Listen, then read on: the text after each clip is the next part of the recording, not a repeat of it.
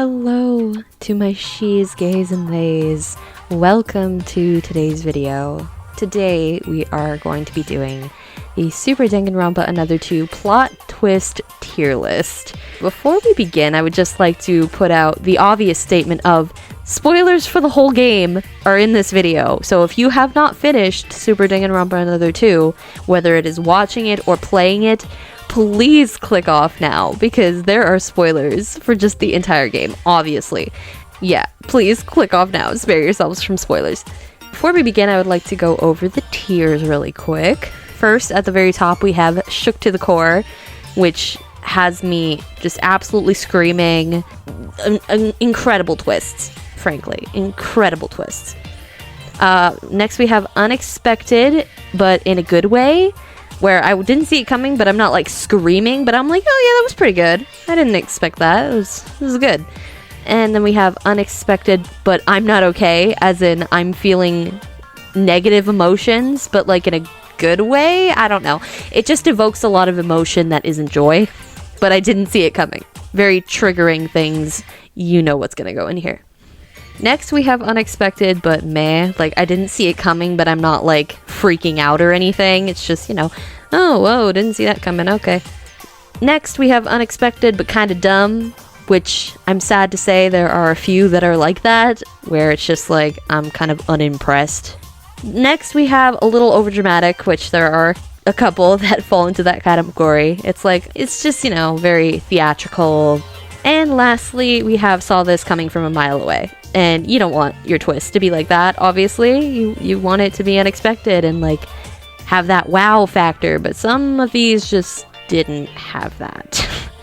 And I predicted them pretty quickly. So, without further ado, let's get to the tier list. These should be in order of when they happened, but after chapter 4 it might be a little bit off, because after chapter 4 I kind of just like tap out mentally for obvious reasons. So if it's out of order after chapter 4, that's why. So let us begin. First one we've got is Mikado's reveal as the Mastermind in the prologue. I think this is a very obvious pick. This twist is incredible, and it really just sets the tone for the entire game. Mikado's whole arc begins here, and as much as I despise Mikado, I cannot deny that he is fantastically written as a character, as a villain, as a mastermind. Incredible S-tier writing, and it pisses me off because I hate him. You're so used to the Mastermind being revealed in the late game, in the end game,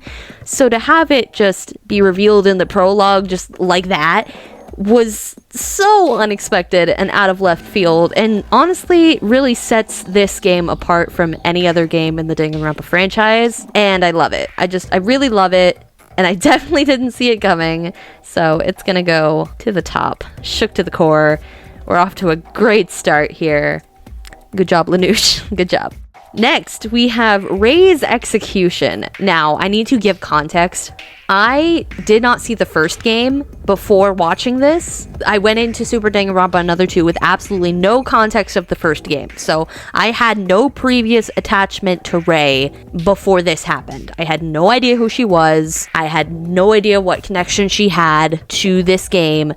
No idea. Had no clue. So back then, I put this particular twist in a little overdramatic. I didn't have the understanding of why this was a big deal because I didn't know who Rei was. Now that I understand her connection to the previous game, I'm gonna put this in unexpected but meh.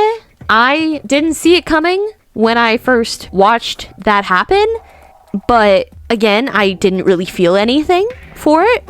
Had I known her in the beginning of the game, I think I would have been pretty shook over this. Rei does seem like a badass bitch. Actually, no, scratch that. She is a bad bitch. So I feel like I would have been pretty devastated had I had context.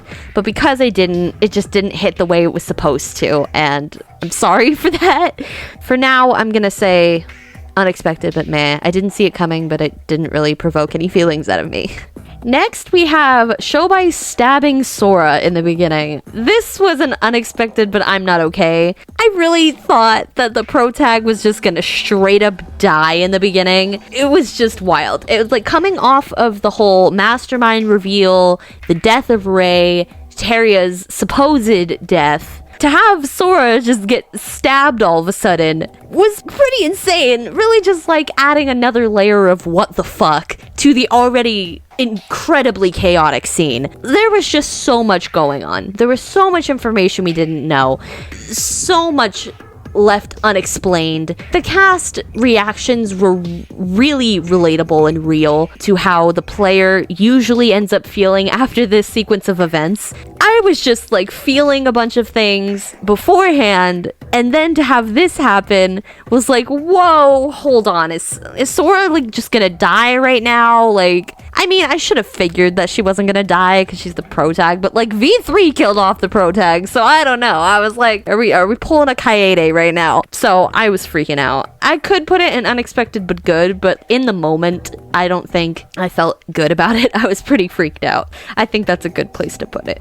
Next, we have Yuri's death. I'm sorry, but I saw this coming from a mile away. Yuri put up so many death flags right in the beginning. As soon as I met him, I was like, he's dying first. There's absolutely no way. Either he's gonna die first, or he's gonna be the first blackened. Because he gave Teru vibes, and then he gave Nagito vibes, and also Tenko vibes. I'm like, if that's not a death flag, I don't know what is. The amount of death flags he rose right off the gate, there's no way he doesn't die first. I'm sorry, but it was just his type of character. It was just inevitable that Yuri was gonna die. It was just a matter of when and how. Next, we have Hajime being a void/killer. Now, this one's kind of tricky because it kind of has two twists in it. We have Hajime being the killer. That wasn't that unexpected. It was a little unexpected, but not really. But what was really unexpected was void as a concept and the fact that there were 5 masterminds involved in the game. I wish that these were separate because they're completely different. Hajime being a killer, first of all, was, I wouldn't say that it was predictable, but it kind of was at the same time. I don't know, he just didn't seem like the type to survive. He wasn't giving me survivor energy. I don't think I saw it coming when I first played through the game. I don't remember like what my initial reaction to Hajime being the killer was. I'm pretty sure I wasn't like that floored by it. But then the reveal of void as a concept and the fact that there were 5 masterminds, that blew me away. Honestly, one of my favorite twists in the whole fucking game because it just made the game so unique and it really just raised the stakes of like how fucked the situation was. It'd be one thing if it was just Mikado running the whole thing and we only had to deal with Mikado, but the fact that there were 4 others working for Mikado in secret, it really just made the game feel a lot more like Werewolf. The trust issues skyrocketed after that. There were so many theories about who could be a void and why they were a void and blah blah blah blah blah. It was just insane. I really wish these were different. There are 2 different twists, and I feel differently about both of them. I would put Hajime as a killer as unexpected but meh, but I would put the void reveal as shook to the core because it's so good. So I could just go unexpected in a good way in like compromise. I'll do that. Unexpected in a good way.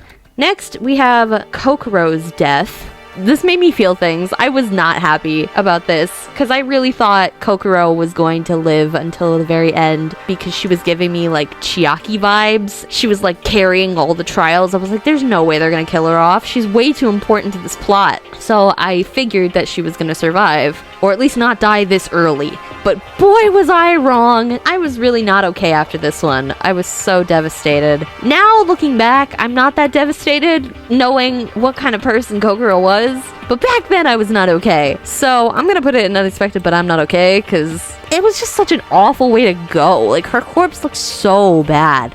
Like, so awful. Next, we have Emma pretending to be Kokoro. I loved this twist because I love when killers use their talents. They seem to do that a lot in this game, which I love. Hajime used his strength. Emma used her acting. The twins used their rhythmic skills. Nikei, I guess, kind of used like his journalist skills, like in his persuasion, I guess. Iroha used her painting. And Mikado is just Mikado. So I'm really, really happy that they kept that theme going pretty much the entire time, except for Nikei's. Nikei's was kind of weird, but I think it was supposed to be because it wasn't supposed to go that way. And yeah, I guess Shinji technically did use his talent because he knew how to start a fire because he's a firefighter, I guess, kind of, sort of. But I'm gonna say unexpected in a good way for this one because I love when killers use their talents, and I definitely didn't see it coming because a lot of the mainline Danganronpa games don't do that when they really should. So I was really pleasantly surprised to see that this game was actually doing that. Next, we have Emma being a void killer. I don't think this was unexpected. I'm gonna put it in a little overdramatic. Her being a void wasn't unexpected, but her being a killer was because she was so close to Kokoro. But I think a little overdramatic is a good place to put it because I definitely wouldn't say I saw it coming from a mile away because of her relationship to Kokoro, but I definitely saw her as a void pretty early on. Next, we have Setsuka's death. My thing with Setsuka's death was I didn't want Setsuka to die because I wanted Setsuka to be a void more than anything in this world. If there was any void I remember predicting, it was Setsuka. I so badly wanted Setsuka to be a void because that would have been so incredible. Setsuka was like the moral compass. She was the glue that held the group together. So for her to turn out to be a liar and a void and a traitor would have been incredible. And the despair would have just been through the roof. I'm so sad that she wasn't because I feel like it was really missed potential. Halfway through chapter 3, she was given some pretty strong death flags. I guess I could put it in unexpected but not okay. The way the corpse was presented was fucked. It was a very gruesome, unexpected body discovery, but the death itself, I had a feeling that she was probably gonna die after everything. I'm not okay. Again, I didn't want her to die, and I was very disappointed when she died. Yeah, that's a good place to put it. We have Kanade's insanity. Easily one of the best twists in the game. Easily, without a doubt. So many feelings. The same thing I said with Mikado. Kanade is absolutely fantastically written. Horrible person, but her writing, honestly the pinnacle of this game. The crazy sprites were just jump scares after a while. I have never been so legitimately scared of a character before. I've never felt that in my life. So the fact that she was able to provoke so many mixed emotions is just incredible. Trial 3 is one of the best parts of the entire game. Shobai and Kanade going at it is my favorite part of this game, easily. And that says a lot considering how big of a Nikei stan I am. I adore chapter 4 and Nikei's whole thing. We'll get to that. But this, literally, when I saw Kanade and Shobai going at it in Trial 3, I was fucking thriving. This is what I signed up for. This is what I'm here for. It's hard to call her insanity unexpected because there was a very good build-up to it, but we didn't expect it to be like this bad. I think it's warranted to put in Shook to the Core because it did genuinely shake me to my core as a chef's kiss of a whole sequence. Next, we have the double culprits. This was incredible. I loved this too. There was like so much going on as is with Kanade's whole insanity. I don't want to say it was undermined. Kanade's insanity definitely like had more of the forefront rather than the actual murder itself. The murder itself kind of took a backseat to Kanade after a while because it was such a long case, so Kanade really just became the star of the show throughout the entire thing. So I'm gonna put it in unexpected in a good way, but it's like a very high unexpected in a good way. I was confused when it was only Setsuka's body found, because I was like, okay, it's chapter 3 where there's gonna be 2 victims. So I was like, it's weird that there's only 1 for a chapter 3 case. That's really weird, breaking the Danganronpa tradition. And then the double culprits came in, and I'm like, there it is. There's the double part. I love Trial 3. It's just, the case is absolutely brilliant, and I don't know how the fuck LaNouche came up with it. And like the little bit at the end where it's like you think you finally solved it, and then Sora's all of a sudden like, wait, something's missing. What are you talking about? Like, it's done. Like, what more is there? And then they spring that on us, like the double culprits, that Hibiki is the killer too. I was like, oh shit. It was really, really exhilarating. That whole trial was just really exhilarating. Next, we have Hibiki being a mind slave. I think y'all know where this is gonna go. Poor Hibiki, dude. Just poor Poor Hibiki. I definitely didn't see this coming, and I was just freaked the fuck out after this was revealed. I felt terrible for Hibiki because I, at first, wasn't like a huge fan of Hibiki. I definitely did prefer Kanade from the get, and I still do in terms of writing. God, Hibiki. This poor baby girl deserves so much better. Get her away from Kanade, please. The entire backstory between Kanade and Hibiki and what Kanade did to Hibiki was just wretched and awful. I just want to give Hibiki a hug, and I was very upset that Hibiki had to die too, because she really didn't deserve it. And then to like have the knowledge that Kanade killed their parents too at the end was just so emotionally draining. Poor Hibiki. That's all I can say is poor Hibiki. Next, we have Iroha being a void. Oh my god. Okay, well, I definitely didn't expect Iroha to be a void. Iroha was literally like the last person I thought was a void. This one was definitely unexpected, but I don't know how I would rank it. I guess I'd put it in unexpected but kind of dumb. We really picked Iroha to be a void over Setsuka, like, for real. Like, I love Iroha. I love Iroha so much, and I love her dynamic with the other voids. But, like, the missed opportunities, I swear. I'm pretty sure Weeby, like, literally laughed at this reveal.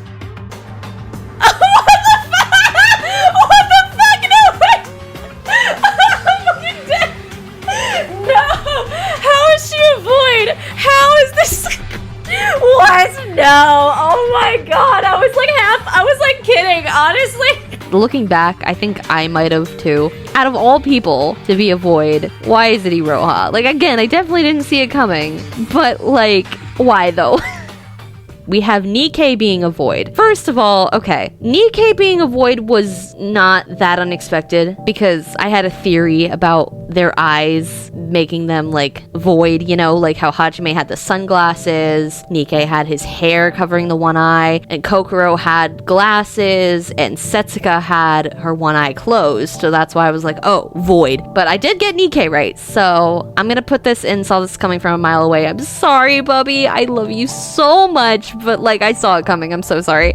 But Nikei's void betrayal, dare I say, my favorite twist in this game. I could go on for hours about how much I love Nikei and how complicated of a character he is. I could do a whole video analysis on Nikei, honestly, and I probably might.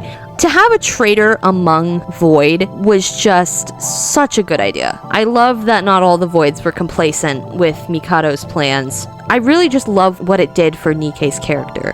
Having him betray Void and then help us out and then turn out to be lying to us but still be betraying Void at the same time. Oh, I love him. I love him so much, dude. I adore Nikei. Chapter 4 is like probably my favorite in general chapter. I wouldn't say it's my favorite trial. I like Trial 4, but for completely different reasons than Chapter 3's trial. Chapter 3's trial was really complicated and convoluted and just so long and epic, whereas Trial 4 was just an emotional roller coaster, and it was all over the place and just completely disorganized, completely unplanned how it was supposed to go, leading to so many arguments, so many emotions, so many feelings. That doesn't have anything to do with this. Nikei's Void betrayal. You go from feeling this like shocked being, oh, Nikei's a Void, but then you find out that he's betraying Void. You're like, oh, hell yeah. It's just like such a gratifying moment because seeing Nikei just straight up reveal that he's in Void to everybody else and Mikado's reaction to it, you felt the same way that Nikei did. Or at least I did. I felt the same way that Nikei did seeing Mikado so upset and angry. Because it was like the first time that Mikado had actually taken like such a big hit. So rewarding to see that. And like to have Nikei apologize for his actions, but not really though, and give us all this information about Void and how he used to be the leader and he was kind of peer pressured into joining Mikado's plan because of the other three. So much good character development. Holy shit. When I heard about Nikei's Void betrayal and what he went through and that Mikado took everything from him, I cried. Genuinely, I cried. I was so fucking moved by what he had done and what he went through to get to that point. Emotionally, I was just not okay. The entire chapter fucked me up mentally and emotionally, but in the best way possible. And it really just made me adore Nikei with every bone in my body. Again, I need to make a whole analysis for him. It really just shows how complicated his character is. He's so compelling. And the dynamic between him and Mikado, platonically, is super compelling. Romantically, it's toxic as fuck, I'm sorry, but their rivalry, Nikei being the ex-leader to Mikado, the current leader, is so compelling and one of the best dynamics in the whole game. I need to move on because I'm gonna just like sit here and rant about the entirety of chapter 4 and how flawless it is. Safe to say, this is my favorite twist in the game, the best chapter by far of this game. Next, we have Teruya with the gun. I was really not happy with this. I know I just said that chapter 4 is literally flawless, but this was like the one part of chapter 4 that I really just wasn't down with. I feel like the gun was kind of overkill. There's so many other ways that it could have been like executed. Teruya could have been just like, I have a plan to like keep us all safe, just hear me out. Like, I know that he was just told to get the gun by Nikei, and Nikei told him to get the gun because it would make Teruya look like the bad guy. In that sense, I should be praising this, but like the first time I saw this, I was just so angry at Teruya. I don't think I forgave him for this, to be honest with you, even though, again, it was all Nikei's idea, but I feel like Teruya could have went more calm about it. I feel like if he had pulled out the gun, like, after a couple of days, that way, it would have been a little bit more like, whoa, but like in a good way. The fact that he pulled it out right off the bat was like really confusing and just kind of uncalled for. He had no reason to do that other than like Nikei's word. Like, you'd think Teruya would have combated this a little bit and been like, okay, no, I'm not gonna just pull out a gun on them. The gang had done nothing to really like provoke Teruya. To my knowledge, I tune out a lot of chapter 3 because Nikei's not there. I'm pretty sure that the gun kind of felt like it was like really unprovoked. And again, I know that was Nikei's intention, but I was just angry at this. I just do think he took it way too far. I think I'm gonna put this in a little overdramatic because I do think the gun was kind of overkill. Next, we have Sora falling off the Tower of Babel. Here's the thing with this one. When I first saw this CG, I wasn't sure what was happening, because this was at a point before chapter 4 was fully translated, so I couldn't translate the text. From the way that this sprite is done, it doesn't look like Sora's falling. It looks like Sora's looking down at someone who is falling. Because I thought Sora saw someone falling, and then I realized that it was her falling, and I'm like, oh. So it didn't quite hit the way it was supposed to. But looking back, now that I know that it was her falling, I would say that this twist is pretty cool, and I love the pro tag switch midway through. Oh my god, I loved having Shobai as the pro tag. That was literally iconic and incredible, and I wish we had him as the pro tag for the whole game. I just love Shobai. I'm a huge Shobai stan too. Shobai gets all the A pluses in my book. But Sora falling was definitely unexpected, but it didn't really hit me the way it was supposed to. So I'm gonna put it in unexpected but meh. Sorry. Shinji's death. I don't remember how I reacted to this the first time. I think I was spoiled for this death. I think that's why I can't remember, because I was spoiled. I didn't get to react to it. I don't think I remember really feeling anything for this, because I wasn't really that attached to Shinji, and he was kind of raising some death flags. Again, kind of inevitable that he was gonna die. It was just a matter of when and how. But, you know, I'm not happy that he died, obviously. But I think I'm gonna put this in unexpected but meh, because I didn't expect it when I heard about it, but I didn't get to react to it properly. Oh god, okay, here we go. I'm already getting emotional just looking at it. Sora framing Nikei. I did an entire TikTok on this twist and how fucking angry it makes me. Okay, this twist pissed me off. What she did was so fucked. I don't care if it was for Yuki. She didn't have to use Nikai's hand to do it. Like, if you really cared that much about Yuki's safety, fucking put your own life on the line. Don't fucking try to say Nikei did it when he was fucking unconscious. You used his unconscious hand as a weapon. I will fight everyone for eternity on this. It was bullshit! It was bullshit, and I refuse to believe it. It was so stupid. It was so messed up for Sora to do that. Because she literally could have killed him in any other way. You know what she could have done? She could have taken the gun that Nikei had stolen and just shot him. She didn't have to take Nikei's hand with a piece of glass and stab him in the neck. I hate this fucking twist so much. It ruined Sora's character for me. I still haven't forgiven her for this. And yes, I get that she was programmed to do it this way, but we didn't know that back then. Fun fact, here's how I found out about this twist. This was before Trial 4 was translated into English ever. So I spent a good 8 hours individually translating each line on an app on my phone. I had my laptop on my lap. I remember I was sitting on my bed for 8 hours, taking a picture of every single line of dialogue, and then putting it into the translator and reading it. I didn't even get good translations for every single line. Obviously, I got it for most of the lines, but some of them still didn't translate, so I just kind of had to move on and see if I got it eventually. But I definitely did get this part. When I found this out for the first time, I think I screamed. I think I just started screaming at my computer, being like, what the fuck? What the fuck? Like, I think there's a TikTok of me literally saying, this is bullshit. This should not count. Right as I reacted to it. I think like I was 5 minutes off of my initial reaction when I made that video. I know you guys can't read this, but like, this is bullshit. This does not count. If you understand what was going on here, this is bullshit and shouldn't count. This shouldn't count. He didn't do it. Oh my god, that is so not okay. That's... What? No, Sora, bullshit. Bullshit. You can't do that to my boy. You could... Oh my god. Oh my god! That's bullshit!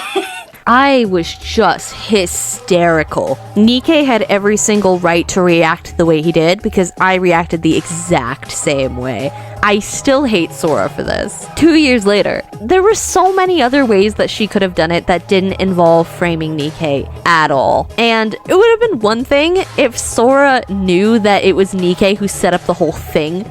But she didn't. At the time, when she witnessed everything happen, she had no idea that Nikei was the one to set it up. It would have been one thing if she had witnessed Nikei set up the whole thing, and then saw Yuki stab Shinji, run away, and then frame Nikei, because that would have been like revenge for like setting up the whole thing and like foiling his plan with purpose. She foiled his plan without even knowing that it was his plan. It was so painful for not just me, but for Nikei too, because the whole plan that Nikei had set up went to absolute shit the second Sora stepped in. Had Sora just not done anything, and Yuki ran away after stabbing Shinji, it would have worked out the way Nikei wanted to.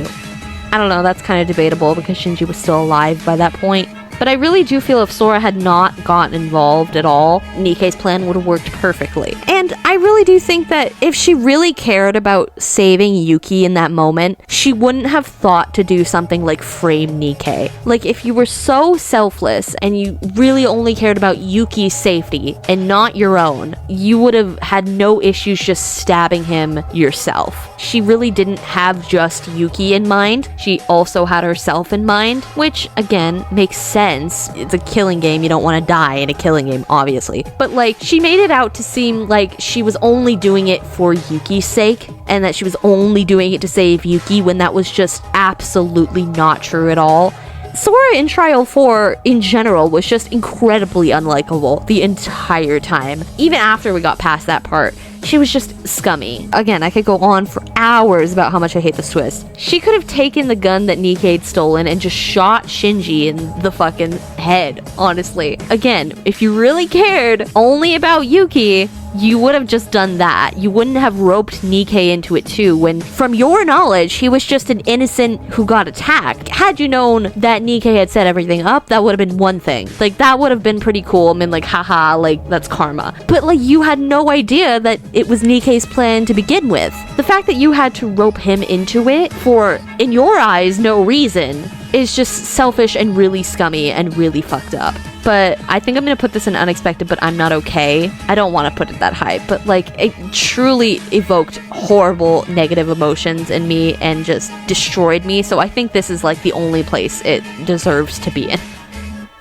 Next, we have Shinji's suicide. I really liked this. I really liked this because it had been a long time since we had like a suicide. Sakura was like the last one I remember. So to see another suicide, I was like, oh yes, finally they're bringing that concept back. I mean, of course I was sad that Shinji sacrificed himself, but it was also like perfectly in character for him. He's such a good boy. He loved Yuki so much. He really did. Honestly, there was no better way for him to go. I'm gonna put this in unexpected in a good way. Also because it took the heat off of Nikei after that whole debacle, because I was also like genuinely terrified that Nikei was gonna die from that. But of course he ended up dying anyway for bullshit reasons. I wish that twist was in here. I would love to talk about that one, about fucking Mikado putting in that stupid rule and his hand getting blown off. I would love to talk about that, but I can talk about it in his analysis.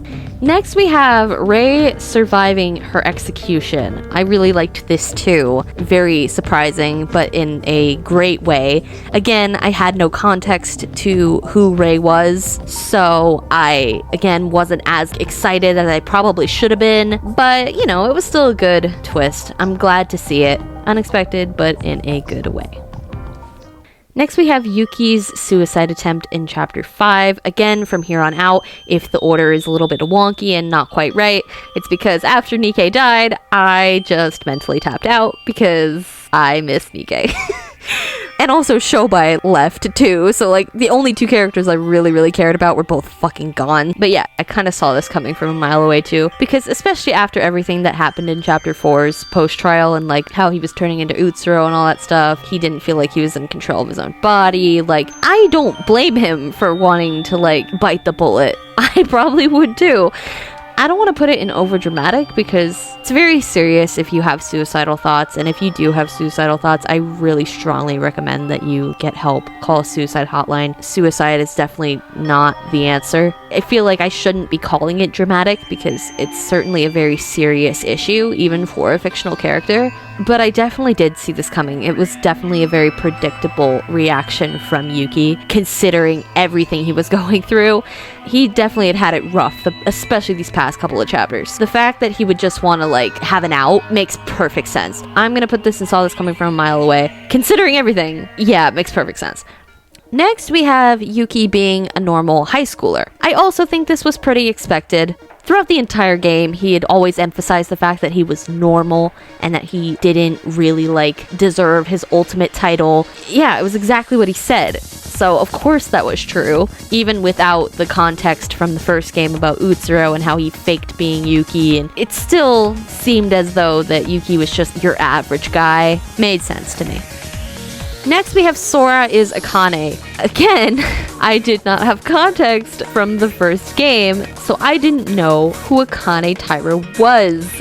I didn't know who Utsuro was also. I had absolutely no context. So again, some of these Chapter 6 twists especially were like kind of ruined for me because I didn't watch the first game, and that's my own fault. I apologize for that. Finding out what Sora's true identity was pretty unexpected because we kind of got it a little early, in my opinion. I thought we weren't gonna get like her actual like identity until like end of the game. Kind of how we did with Hajime and Izuru, because we didn't really get any hint that Hajime was Izuru until the last trial. So the fact that we figured it out that Sora was Akane in Chapter 5 was not what I thought was gonna happen. It definitely felt kind of early. I'm not quite sure where to put this. I would put it unexpected but meh, but that's only because of my initial reaction. It's a good twist, but like, yeah, I think I'm just gonna put it unexpected but meh because like I had no context. I didn't react the way I should have. Next is Teruya's death. This one fucked me up because Teruya was someone I thought had plot armor because he said that he was a survivor of a previous killing game, and he seemed very important to this plot. He's probably gonna be a survivor. He's probably gonna live. He didn't come till chapter 2. Obviously, Teruya is gonna make it out of this alive. Absolutely not. LaNouche said, no, you're stupid. So, this one fucked me up. I was not okay after this one. I was like, you've gotta be kidding me. They really killed him. That's not cool, dude. He had to go through 2 killing games and he died? Like, come on. I was pretty upset over that one. Now we have the wrong verdict. This was iconic. This was so good. Trial 5 makes me angry now looking back. At first I was kind of underwhelmed by Trial 5 because I was like, well, this was easy. Like, this is a really easy case. When Trial 5s are usually really like the most complex ones in the game. But I kind of figured, I was like, oh, after chapter 3 they're probably just needed like an easy one. I didn't think anything of it when they said Iroha was the culprit and Mikado was the accomplice, because it made sense. Looking back now, I'm kind of pissed at how stupid everyone was. Mikado's plan was quite brilliant, to be honest, having Iroha set up pretty much everything, making her think that she was the culprit, really sold it, and it wouldn't have worked without that. And this is also the point where we get to see Mikado's like true villainy, and that's honestly when Mikado, for me, starts getting like really good, because it was kind of just bullshit of him being like always buddy-buddy with the group and like wanting to be friends with them. Like, get fucking real. You're the mastermind. You set all this up. Don't pretend like you're this innocent guy. Like, just own up to it, honestly. So when he did finally start owning up to it and like actually like being the mastermind and doing mastermind like things, that's when he started getting good. So to have this happen, to have everybody get it wrong and Mikado to relish in it, was just, oh my god, incredible. And seeing all the executions going at once, the whole sequence and the whole animation was so well done. I was like emotionally fucked for this one, because we've never gotten the culprit wrong before, like ever. You always wonder in the back of your brain, like, what does happen if you get it wrong? Like, you know everyone's gonna die, but it's like, they're not gonna do that. The fact that it's scripted to you getting it wrong no matter what was awesome. It was really cool. It was super different, and again, that's something that Super Danganronpa Another 2 does so well, is just do things that Danganronpa has never dared to do before. 10 out of 10, this was great. Next we have Kokoro helping Mikado. This is where Kokoro's character just gets completely derailed, and also her motivation for this sucks really bad. So I'm gonna put this in unexpected but kind of dumb, as I didn't think Kokoro was gonna be like a villain in all this. The fact that she was like sucky. Like, it was definitely a very like negative feeling, and it didn't help Kokoro's character literally at all. If she had like good motivation for it, I could see this working, but because her motivations were just like to study more emotions or whatever, it was selfish and dumb. And what she did to her own daughter was like even worse. Poor Mikako. Like, I again didn't have context for that in the first game, but I think around this point I was looking into the first game a little bit, so I like knew about Mikako, kind of. It was just, it ruined Kokoro's character, especially because I was so upset to see her die at first, but then I found out about this and I was like, I take it back. What does this one say? This is everybody being older outside of the simulation. I don't know how I feel about this, and I don't remember how I reacted to it. I don't think I thought too much of it. I thought it was kind of interesting, because we were so used to seeing like everybody like be the same age in these types of games. You're so used to them all being teenagers, so it's nice to get some variety in ages, like having Shinji be in his like 50s, Setsuka being in her 30s or whatever. So I liked the age variety. I thought it was pretty cool, but I don't think I really thought too much of this. Now I think it's a pretty cool concept. Next we have Mikado being an AI. I'm sorry, but this was kind of predictable, to be honest. Let's have Mikado, the mastermind, be the only one to have magical powers. Come on. Nobody else in Danganronpa ever had magical powers. As soon as I saw like the fact that he was like the ultimate wizard and he had fire powers, I'm like, nah, come on. Something's not right. And then once it was revealed that it was a virtual world, I'm like, he's probably not real. He's probably not a real person. And guess what? I got it right. So yeah, I'm gonna say saw this coming. I'm sorry. Next, we have Shobai killing the real Mikado. I love this too. I knew that Shobai had to have some kind of weird hand in this. There were so many weird things going on with Shobai throughout the entire game. There's no way that he's not involved in something. And the way that he was like paid by the AI Mikado to do it is completely in character for him and consistent. So I really like that. It really holds true to Shobai's character and his ethics and his creed, perfectly in character. So I loved this. I'm gonna put this in unexpected in a good way. Loved this. Next, we have Akane has Utsuro's power. Even without context, I kind of figured this to be true. The second I heard about Akane and Utsuro being like this duo, and Utsuro had this divine luck or whatever, I kind of figured, I'm like, well, the reason that she's so like obsessed with him is because she has that divine luck. And now he's dead, so like, and if she was his closest confidant, it just makes sense that she would have his power. I saw this coming. I'm sorry. I saw it coming. I'm sorry. Next, we have Sora is not real. This was pretty cool. I actually kind of did like this one because at first we're like, oh, Sora's Akane Taira. And then it was proven that Sora wasn't real at all. Oh, that's totally different.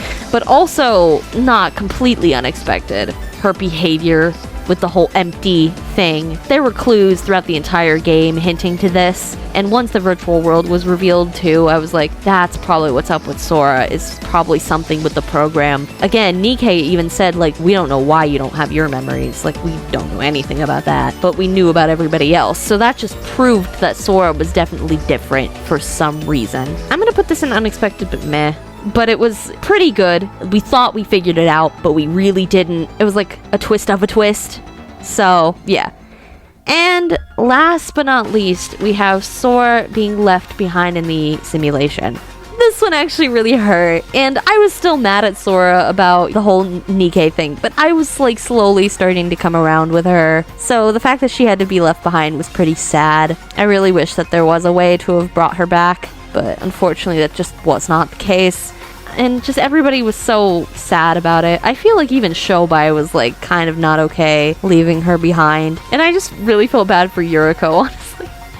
But I loved seeing the Sora Yuki hybrid. It made me think, oh, maybe Sora is still here. I love when endings like that leave everything up to interpretation. So I'm gonna put this in unexpected, but I'm not okay, because I was like really sad to see Sora get left behind. Actually, no. We'll put it in unexpected in a good way because of the ending of leaving it up to interpretation, because it feels like she is kind of in the real world, but it's still left up to interpretation whether or not she is still partially in the real world or if she truly is gone. So yeah, that is the tier list, folks. So in the top tier we have Nikei's Void Betrayal, Mikado is the Mastermind, Kanadi's Insanity, and the Wrong Verdict. I almost want to move Double Culprits up there too. It really did take a backseat to Kanadi's whole insanity thing. I also want to bump this one up. I really do like it, but I wasn't like freaking out over it or anything. I was just like excited about it because I felt like I was getting proven something that I had come up with.